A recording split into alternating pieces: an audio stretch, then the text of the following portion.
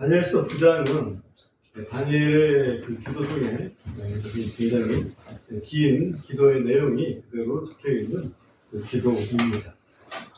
여기 우리가 읽었지만 특별히 다니엘은 예레미야에게 하나님께서 이렇게 계시해 주신 그 70년이라는 그 연도에 상당히 좀 뭐랄까 마음이 꽂힌 것 같습니다. 한마디로. 그래서 그 70년을 계산을 해보니 이제 얼마 안 남았다 이런 얘기죠. 그래서 그 하나님께서 예레미야를 통해서 주신 이 예언을 반드시 좀 이루어 주셔야 되겠다 하는 그런 생각을 갖고 다니엘은 기도하기 시작합니다. 근데 놀랍도록 또 그 기도보다도 더 놀라운 그런 진리를 계시를 해주십니다.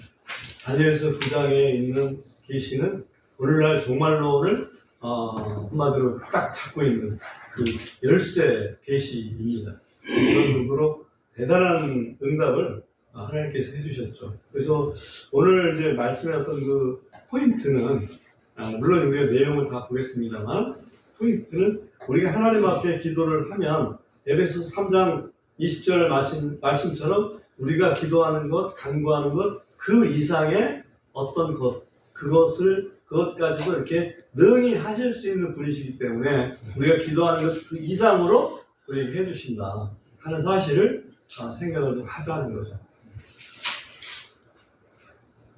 우선 그 기도의 배경을, 다니엘의 경우는 어떤 배경이 있었는지 이 본문을 통해서 좀 살펴보겠습니다. 우리가 지난번에 생각을 했지만 이게 뭐 정의라고 볼 수는 없지만 그런 나름대로 우리가 그래도 인간이니까 생각을 해볼 수 있잖아요. 기도는 왜 하는가? 하나님께 하든지 아니면 뭐 부처님께 하든지 또는 뭐 조상님께 하든지 간에 기도는 왜 사람들이 하는가라고 이렇게 봤을 적에는 인간 스스로 해결할 수 없는 문제가 있기 때문이다. 그리고 인간 스스로 해결할 수 있는 그 문제를 하나님의 권능을 이용해서, 그죠? 하나님의 권능으로 해결받기 위해서 하는 어떤 영적 행위가 바로 기도다. 이렇게 우리가 한번 정의를 내려봤습니다. 근데 우리가 성경적으로 봤을 때 모든 문제의 원인은 어디에 있습니까? 죄에 있습니다.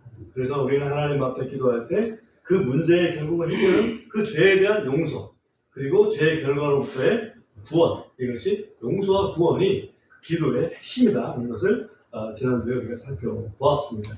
그럼 다니엘도 지금 뭔가 문제를 가지고 있다 이렇게 볼 수 있겠죠. 다니엘이 가지고 있던 문제는 우리가 여기에 그 2절에서 나와 있지만 예레미야에게 계시된 70년에 대한 그러한 그 문제를 이 다니엘이 가지고 있었던 것입니다.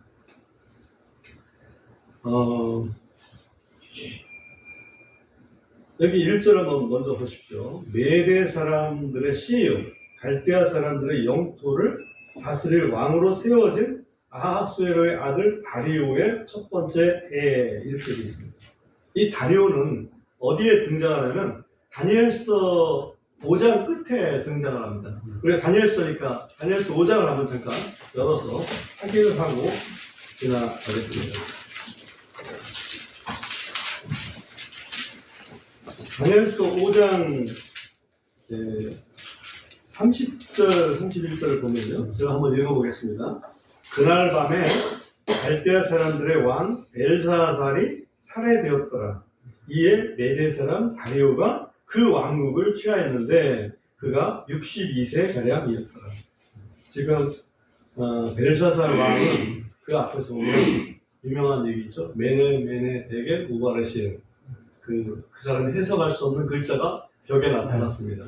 그 뜻은 저울에 바다들이 너무 모자란다. 그런 의미였죠.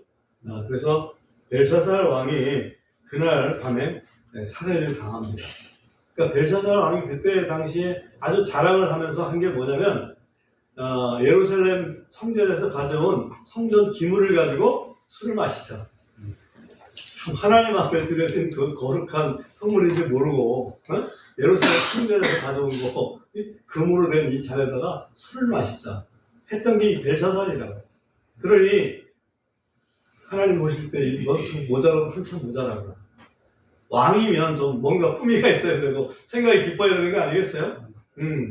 네, 지금 메네메네 베겔 우바라시 그 글자가 나타나면서 그날 밤 살해당하고 그 소위 바벨론 왕조가 끝납니다. 그래서 바벨론 왕조가 메대 왕조로 넘어가는 시점이 바로 이날이에요. 이때가 BC 539년도입니다. 근데 그때 나이가 62세잖아요. 늙었죠? 네. 메대 왕을 됐었지만 조그만하죠. 메대 왕이라는 게 메대 왕이 조그만 나라인데 그게 지금 바벨론 왕을 딱 접수를 하게 된 겁니다. 62세요.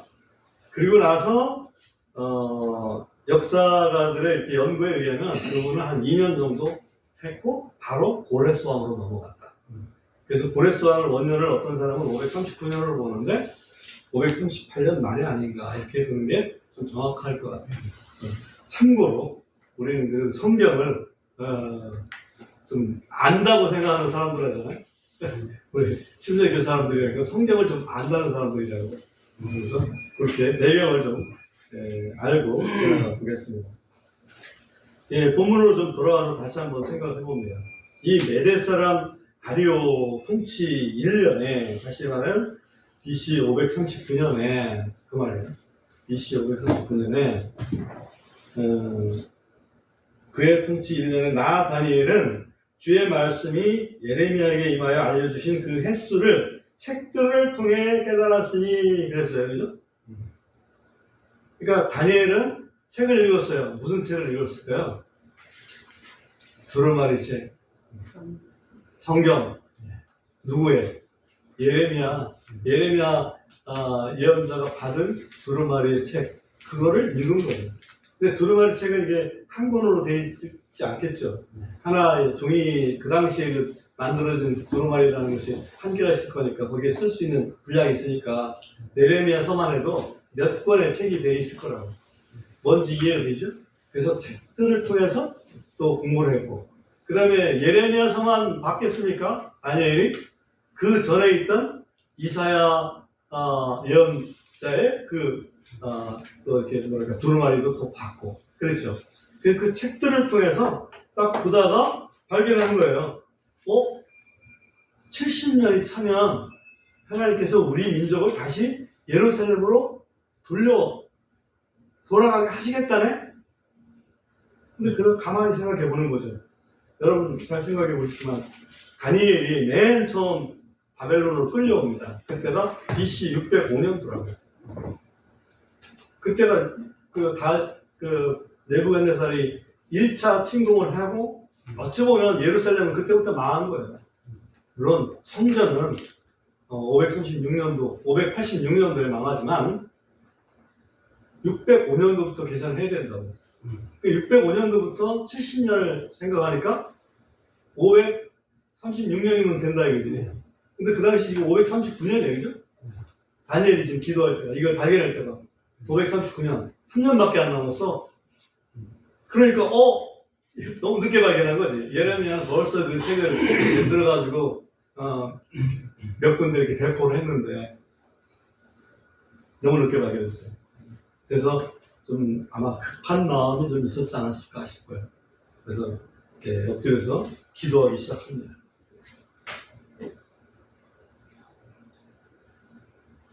이제 몇 년 있으면 틀림없이 하나님께서 예루살렘으로 우리 이스라엘 백성들을 다시 데려가실 텐데 참 그 말씀이 너무나 와닿는 거죠. 예레미야서에 그게 실제로 있을까요? 당연히 있죠. 예레미야 29장 10절 잠깐 읽고 지나가겠습니다. 예레미야 29장 10절.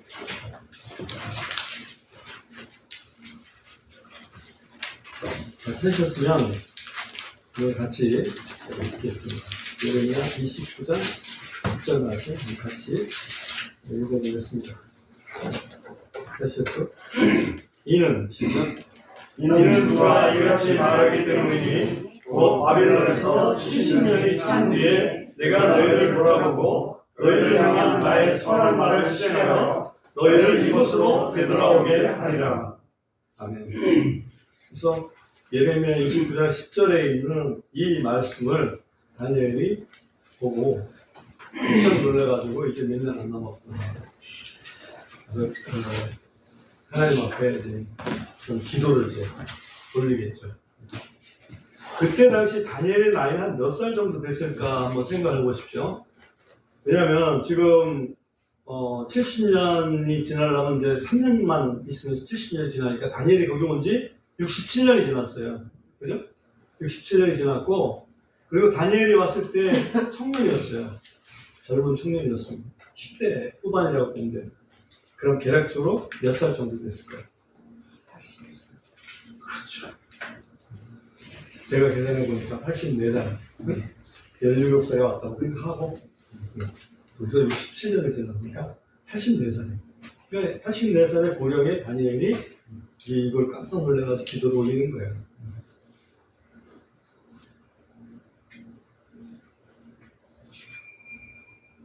다니엘이 그 기도할 때 약속이 분명히 있는데 다니엘은 왜 또 간절하게 이렇게 기도하려고 했을까? 한번 생각을 좀 해볼 수 있습니다. 그 동시대에 활동했던 예언자가 또 하나 있습니다. 다니엘, 예레미야 말고 동시대에 활동했던 예언자가 한 사람 있습니다. 에스겔이죠. 근데 에스겔서도 다니엘이 분명히 읽었을 거라고. 에스겔의 에스겔서도 두루마리를 댄 거 읽었을 거예요. 근데 에스겔서의 36장 37절에 보면 굉장히 유명한 구절이 나옵니다. 에스겔서가 바로 그 근처에 있으니까요. 에스겔서 36장 37절에서 또 보겠습니다.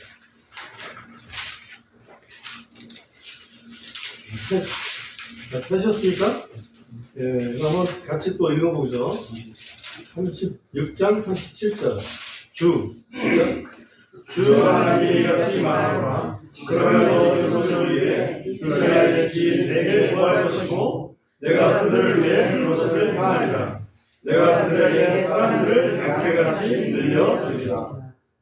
여기 보면 그 앞에서 보면 이제 이스라엘을 예루살렘을 다시 한번 세워서 거기에 뭐랄까 사람들이 많이 되는 그런 도시로 다시 만들어 주겠다. 그렇게 이제 약속을 합니다. 그러시면서 37절에서 말씀하시는 것이 내가 이렇게 말하지만은 그렇지만 그렇게 되도록 이스라엘이 내게 구해야 된다.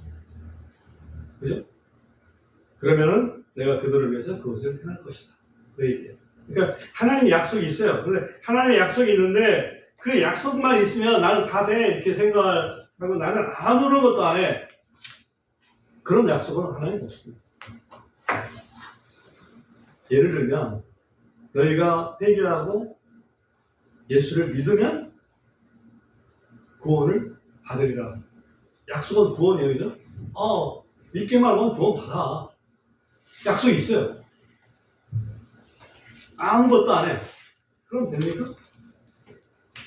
믿기만 하면 구원 받아. 그럼 왜? 나는 뭐 해야 돼요? 믿어야지. 좋습니다. 예수님을 내가 믿어야지. 이것처럼 여기서 우리 여호와 하나님께서 이스라엘 백성에게 약속을 주십니다. 70년 하면 예루살렘을 너희 회복시켜 줄 거야. 근데 기도해라. 그죠? 그렇게 되도록 기도해라. 지금 다니엘은 아마도 에스겔서에 있는 그 말씀을 분명히 동의를 했을 겁니다. 이건 뭐 내가 늘 생각하던 거야. 동의를 했을 거예요. 그 말씀을 동의할 수 없는 그런 경우가 있겠죠? 아니 약속했으니까 뭐 우리가 믿든 말든 뭐 다 되겠지. 다니엘이 기도합니다. 하나님 약속해 주신 거 이거 3년 후면은 이제는 우리 이스라엘 백성이 이 바벨론 땅을 떠나서 다시 예루살렘으로 갈 수 있도록 약속해 주시는데 그 약속 꼭 이뤄 주십시오. 그걸 위해서 내가 기도를 해야 되겠구나 라고 기도를 했을 것이다. 기본은. 그죠? 기도를 왜 했을까 하는 건 그걸 위해서 기도를 했을 것이다. 그 다음에 우리가 다니엘이 기도를 하는데 기도의 태도를 한번 잠깐 보면요. 3절에서 보면 기도의 태도가 나오는데 다니엘서 9장 3절이요. 내가 주 하나님을 향하여 내 얼굴을 고정하고 금식하며 거친 베옷을 입고 재를 덮어쓰고 기도와 간구로 구하였더라. 그리고 한 세 가지 정도의 태도가 나옵니다. 하나는 하나님 앞에 내 얼굴을 고정했습니다. 하나님 앞에 내 얼굴을 고정했다는 얘기는 다니엘은 습관적으로 어디를 향해서 기도합니까? 예루살렘 성전을 향해서 기도합니다. 그 성전이 무너졌지만 예루살렘 그 성전, 예루살렘을 향해서 기도합니다. 아마 그곳을 향해서 기도했다. 이것을 아마 이렇게 표현하지 않았을까 싶어요. 근데 사실은 우리가 오늘날에 하나님 앞에 우리 얼굴을 고정한다. 그러면 하나님만 내가 바라보겠습니다. 그죠? 나의 모든 마음은 하나님만 의지하는 그 믿음으로 간구하겠습니다. 그런 생각이 우리의 얼굴을 고정한다는 얘기는 다른 거 여러 가지 있겠죠. 옵션이. 그렇지만 그 옵션들은 사람들이 생각하는 옵션이고 내가 지금 생각하는 것은 믿는 것은 오직 하나님 한 분 당신뿐입니다. 라고 해서 기도하는 게 얼굴을 고정했다. 이렇게 볼 수 있겠습니다. 그 다음에 금식하며 기도했습니다. 금식은 성경에 여러 차례 등장합니다. 에스더는 3일 3야를 금식하면서 왕이 정했던 그 룰을 어기고 이스라엘 백성을 위해서 나아갑니다.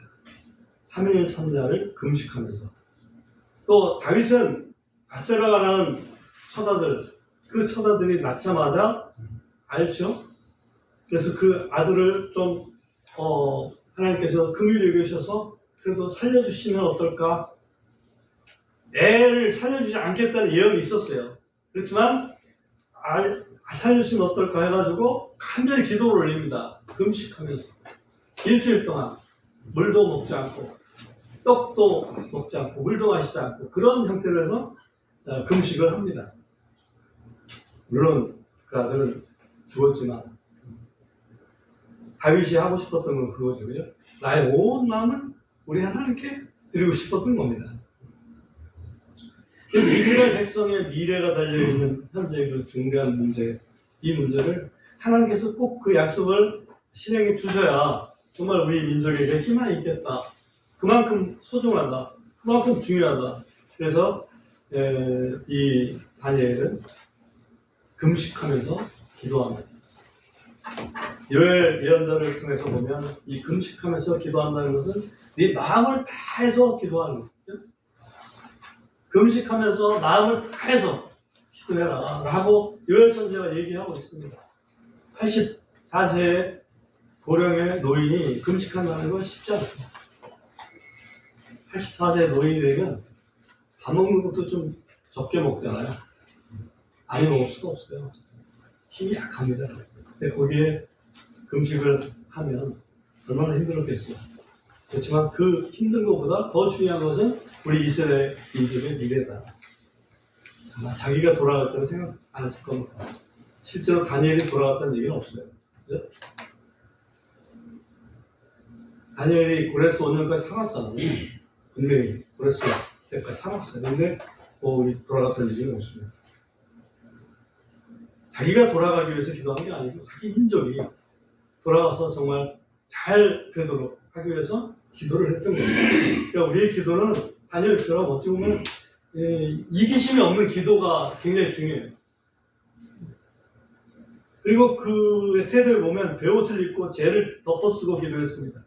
베옷을 입고 재를 덮어쓴다는 것은 그 마음을 어떻게 한다는 얘기예요. 마음을 굉장히 낮춘다는 얘기죠. 겸비한 모습을 보이는 거죠. 예를 들면 니느웨 요나가 막 40을 넣으면 너희 망할 거야.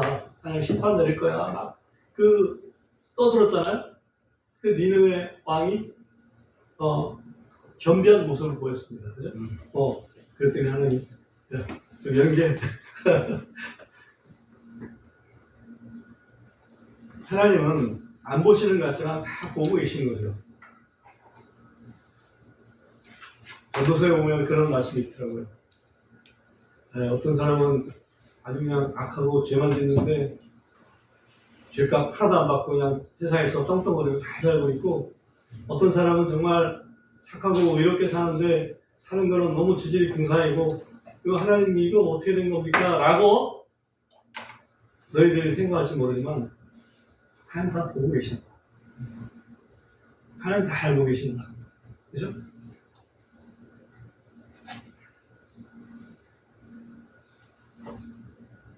다니엘은 벼옷을 입고 죄를 덮어쓰고 기도했습니다. 회개하는 심정으로 기도했습니다.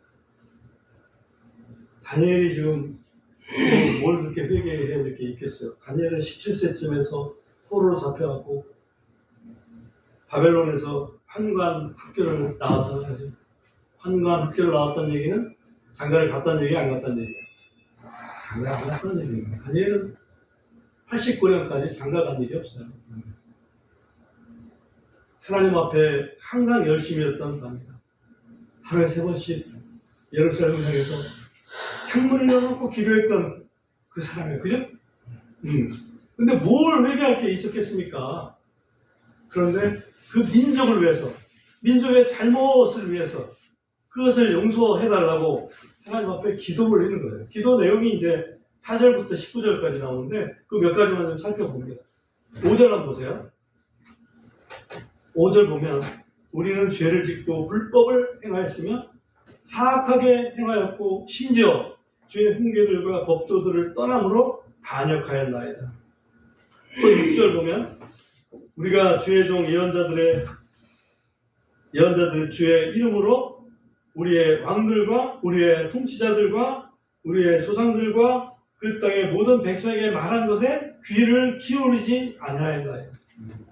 또 7절에 보면 오 주여 의인은 주께 속하고 이 날과 같이 수치스러운 얼굴은 우리에게 속하나니 곧 유다 사람들과 예루살렘의 거주민들과 또 가까운 데 있거나 멀리 떨어져 있는 모든 이스라엘에게 속하였나니 그들은 주를 대적하여 범법한 그들의 범법 때문에 주께서 그들을 모든 나라들로 쫓아내셨나이다. 오 주여 수치스러운 얼굴이 우리와 우리의 왕들과 우리의 통치자들과 우리의 조상들에게 속한 것은 우리가 주를 대적하여 죄를 지었기 때문입니다. 지금 이 부끄러움 나오고 있는 게 주님 때문이 아니고, 주님은 그래도 의로우십니다. 하나님은 의로우신데 우리가 잘못해서, 우리 조상들이 잘못해서 이렇게 된 겁니다. 죄를 계속 고백하는 거예요.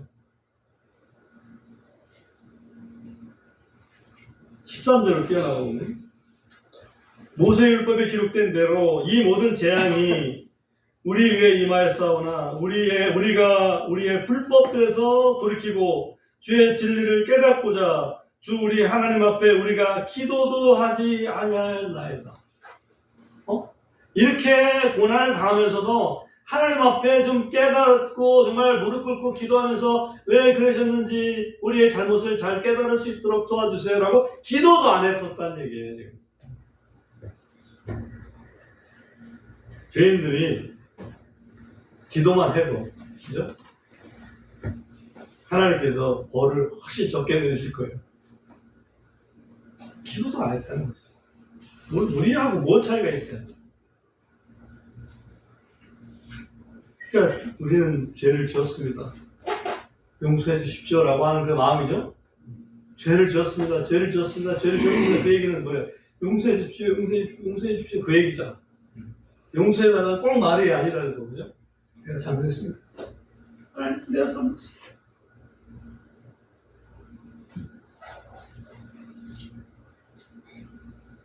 본론으로 16절에 가보면, 16절 보면, 오 주여, 내가 주께 간청하오니 주의 모든 의에 따라 주의 분노와 경노를 돌이키사 주의 거룩한 산, 곧 주의 도시 예루살렘에서 떠나게 하옵소서. 이제는 주님의 그 분노를 예루살렘에서 좀 떠나게 해주십시오.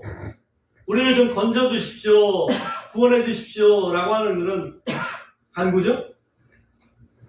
이는 우리의 죄들로 인해 그리고 우리 조상들의 불법들로 인해 예루살렘과 주의 백성이 우리 주위에 있는 모든 자들에게 지옥거리가 되었기 때문입니다. 지금 우리가 아주 부끄러움 당하고 있습니다. 제발 여기서 좀 건져주십시오 라고 하나님 앞에 아주 읍소를 하는 겁니다.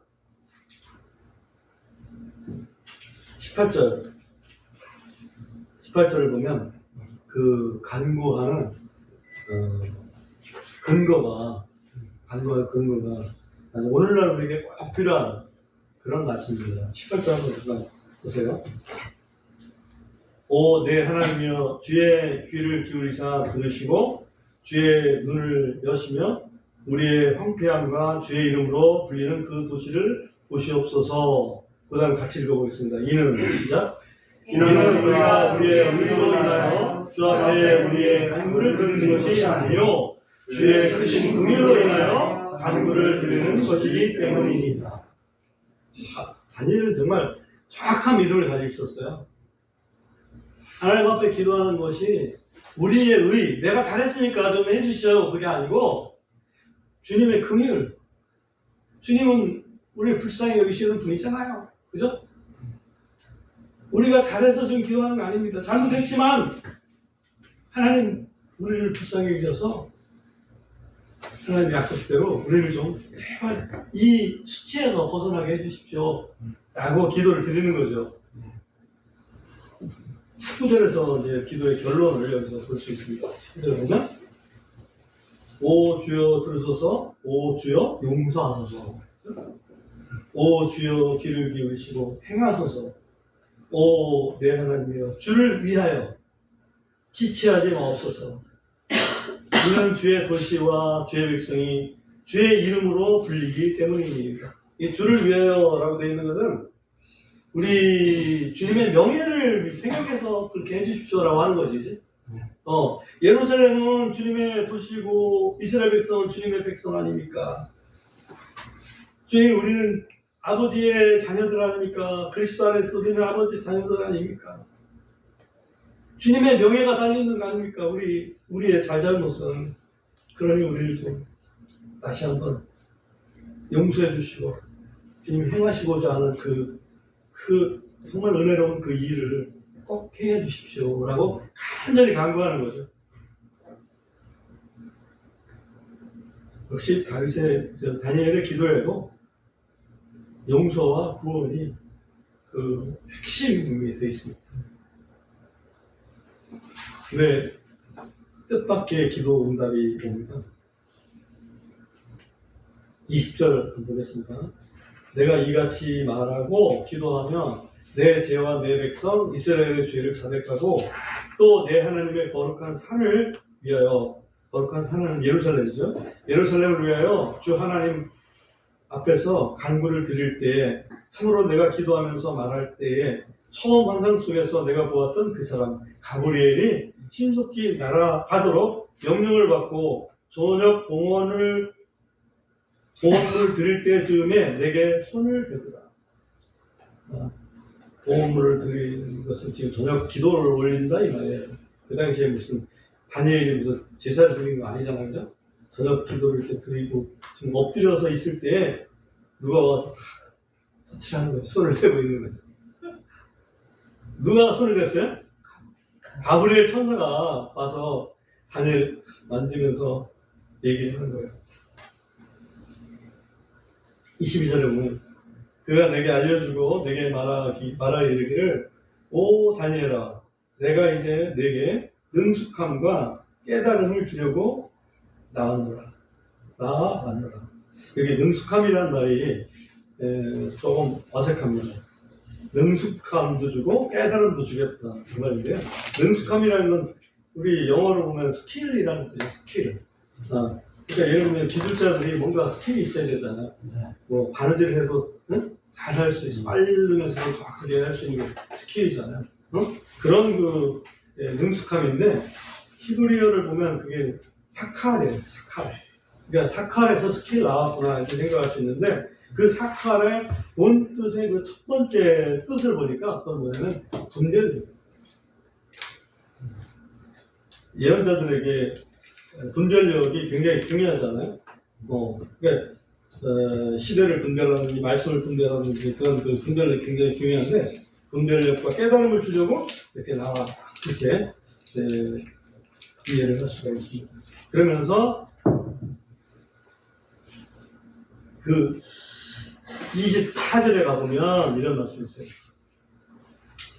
내 백성과 내 거룩한 도시 위에 71회가 작정되었나니 범법을 끝내고 죄들을 끝마치며 불법에 대해 화해를 이루고 영존하는 의의를 가져오며 환상과 예언을 봉인하고 지극히 거룩한 곳에 기름을 붓기 위함이라. 완전 구원이죠. 한마디로 완전 구원을 위해서 71회가 작정이 되었다. 지금 70년이면 예루살렘으로 돌아온다고 그랬잖아요. 근데 그 70년에 7번 71회라는 것은 그 70년에 7번이 기간이 작정되었다. 최후의 그 완성을 위해서 되게 70년에 7번 몇 년이거든? 490년. 490년. 근데 그 490년도 세 가지로 구분되어 있다라고 여기 알려줬습니다. 25절에 보면 그러므로 알고 깨달을지니 곧 예루살렘을 회복하고 건축하라는 명령이 나가는 때로부터 통치자 메시아에 이르기까지 7이레와 62이레가 있을 것이요 심지어 곤란한 때의 거리와 성벽이 다시 건축될 것이다. 또 62이레 후에 메시아가 끊어지겠으나 자신을 위한 것이 아닙니다. 장차 임할 통치자의 백성이 그 도시와 그 성소를 파괴하겠고 그것의 끝에는 홍수가 함께 있겠으며 이 홍수는 적군의 침입을 얘기합니다. 또 그 전쟁이 끝날 때까지 황폐하게 하는 것들이 작정되었느니라. 그가 많은 사람과 한 일해 동안 한 일해가 바로 7년이죠. 한 일해 동안 언약을 확정하리니 그가 그 일의 한중간에 희생물과 보험물을 그치게 하며 또 가증한 것들로 뒤덮기 위해 심지어 완전히 끝날 때까지 그가 그것을 황폐하게 할 것이며 작정된 그것이 그 황폐한 곳에 쏟아지리라. 이 27절에 이게 소위 적그리스도가 통치하는 7년 기간을 얘기합니다. 마지막 한 일에. 근데 다니엘이 지금 이때 받은 게 70년의 일에 490년이 7일에 49년, 62일에 또 계산해야 되고 그 다음에 마지막 한 일에 이렇게 구성이 되어 있다라고 하는 것까지 다니엘에게 보여줬습니다. 다니엘이 그걸 분별하고 그런 게 있겠구나 기록으로 다 남겨놨던 거죠. 우리가 이걸 지금 뭐 구체적으로 다루자고 하는 건 아닙니다. 오늘 말씀드리고자 하는 것은 다니엘은 70년이 지나면 이제 3년만 있으면 이제 우리 민족이 예루살렘으로 회복되겠구나. 그 소망, 그 기쁜 소망을 가지고서 하나님 앞에 그 약속을 간절히 이루어 주십사. 그 약속을 받을 만한 우리 백성이 되게끔 만들어 주십사. 약속이 있어도 백성이 준비가 안 되면 안 될 거 아니에요, 그죠? 그러니까 스룹바벨이라든지 여호수아라든지 이런 사람 같은 사람이 준비될 수 있게끔 그렇게 해주십사. 또 고레스라는 사람이 그런 명령을 할 수 있게끔 해주십사. 그런 그 간절히 아마 다니엘 기도 속에서는 거의 그게 나오지 않았을까 싶어요. 솔직히.